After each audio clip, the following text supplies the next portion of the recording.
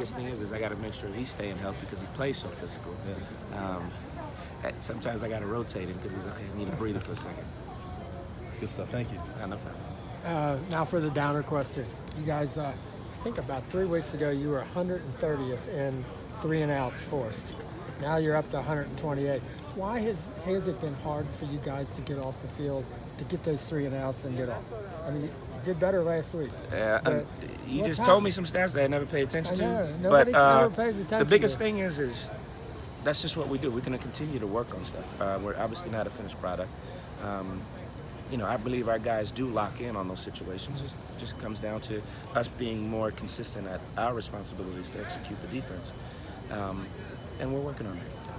So sometimes the offense beats us, and sometimes we're doing a good job there too. So. I mean, it does seem like you've been more successful in getting off the field the last couple of games, and you've been more physical.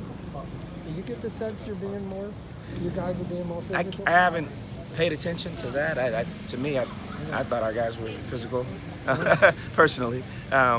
So the biggest thing is the attention to detail. So when we're specific, like today was a third down day, locking in on the types of plays that they run.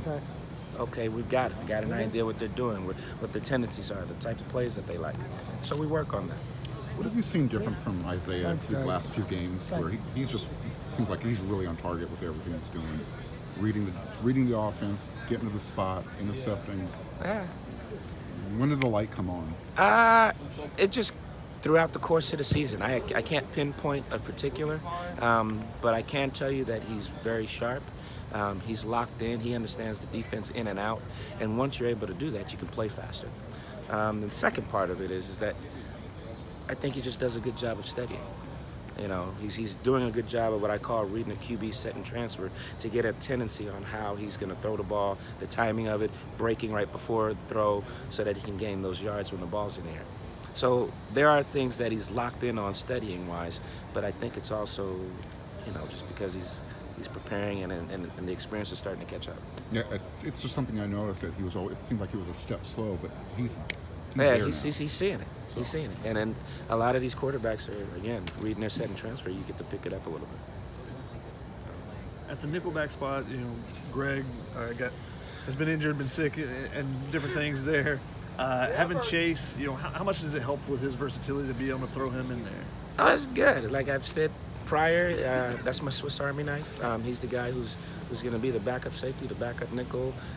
He helped us last week in a game plan personnel. He's what we expected him to do. What's kind of the plan behind him now? Because you had Max, and now he's done for the season. Kalana's at 4 games at the nickelback spot. Oh. Well, right now it's Greg, followed by Carolina. So that's just what the rotation is. Unfortunately, Max got injured. He was out for the season. Now you put the next guy in. So Carolina right now is the second string guy. He's at 4 games. Would you guys consider going past that with him? Yeah. He's the second string nickel. When you're dealing with this kind of quarterback, right, who obviously can kind of almost 50-50 sometimes running and throwing, what are the most important things for your guys with that? Well, the biggest thing for us is, based on whatever the coverage is called, but it's to lock in on our responsibility, take the receivers away. Our goal is to stop the run and force them to throw, actually. So that's the main focus. From a coverage standpoint, just lock in on you guys and make it hard, make the window small. What about from like a run defense standpoint? From a run defense, stop the run. So we're going to call some calls that are going to make sure that that's taken care of, force them to, knock on wood, hopefully be one-dimensional, and then force them into a passing game. I guess does he require all 11, in a way that some quarterbacks wouldn't? Yeah, because of his scramble ability. In regards to the D-line, they're going to deal with their rush lanes and all of that stuff. So yeah, guys are going to be more aware to that aspect. But for us, we're in coverage, so lock in, and if we're part of that, then yes, we've got to lock into those things. Is there any quarterback in particular that, you guys have seen a lot of mobile quarterbacks, but is there any of them in particular that you kind of feel like have stimulated what you're going to deal with him? Well,